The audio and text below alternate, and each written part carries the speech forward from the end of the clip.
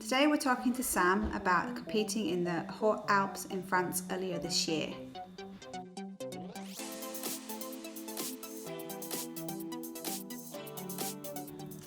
So the event takes place in France every year. Can you tell us a bit more about it?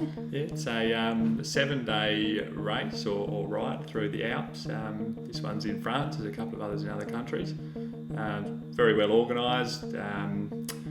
There's 6 stages that range in distance from 110 to 150 kilometres, usually averaging about 2,700 to 3,000 metres each day, and then one day is also a time trial, which was was about 14 kilometres. So they manage everything pretty much. You just have to ride your bike. They move your bike bag and luggage from hotel to hotel, so you literally just have to roll down to the start line and ride. Cool. Yeah. So the training, what sort of training did you do, and did it all go to plan? There was a lot of training. I had to do long sessions, obviously building a base to start with, and then it turned into sort of much longer, harder intervals than what I would normally was used to. Unfortunately, with the timing of the event at the end of their summer, there's a lot of riding in our winter, so long days in the hills and also long sessions on the trainer at home to try and get it all in, fitting it obviously around family and work. It all did go according to plan. Actually, it sort of almost became a bit of an obsession. So if you didn't get a green on training peaks, you'd really start to worry. So obviously, knowing there was such a big job at the end of it, I sort of wanted to go and not sort of waste my time. So I wanted to get pretty fit. Yeah. Tell us about the event itself. What was it like racing over in that part of the world? Something you've experienced before? No, never. I'd never even been to Europe before.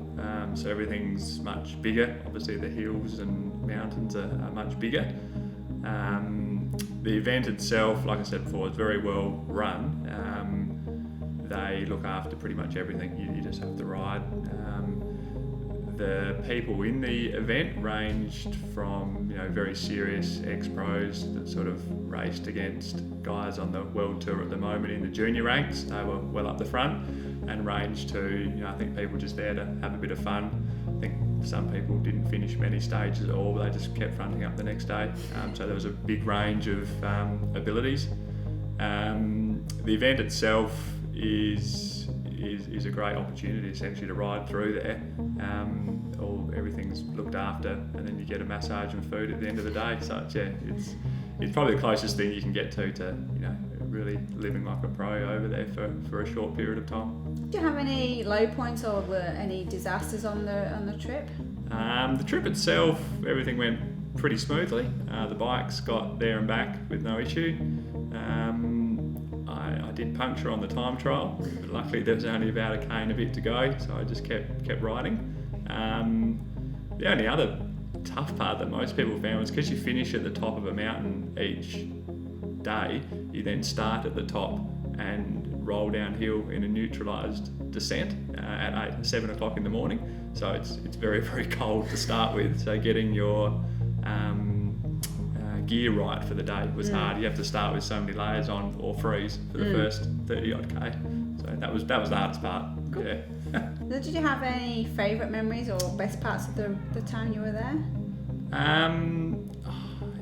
You'd have to say just the riding in general was great. The descents were really good fun. I remember I went with a friend, and the first descent on day one, we both sort of got to the bottom and pretty much said in unison, that was the best descent I've ever done, because they're just so long, and the roads weren't closed, but the people on the roads are very accommodating. I guess you'd have to say the descent and just the feeling of doing it. Wow. Was good. Yeah. So looking back prior to the event, is there anything that you would have changed or done differently in the lead up? In the lead up, probably just be a little bit more aware of diet and that sort of stuff, just to try and get the body as ready as possible. Okay. Do you have any advice for anyone else thinking of maybe tackling one of the hot routes anywhere else, or even in France? I think if you're even thinking about it, it's definitely worthwhile looking into, and if you can get over there that time of the year, I think it's something worthwhile doing. I mean, I didn't come from a big cycling background, and I haven't been riding for too long, so I certainly wasn't up the front, but it was still enjoyable. It wasn't torturous every single day. It's just a matter of getting the right sort of training in, and I think you'll have a great time. Cool. Thanks for coming in and talking to us today, Sam. We really appreciate you taking the time. All right.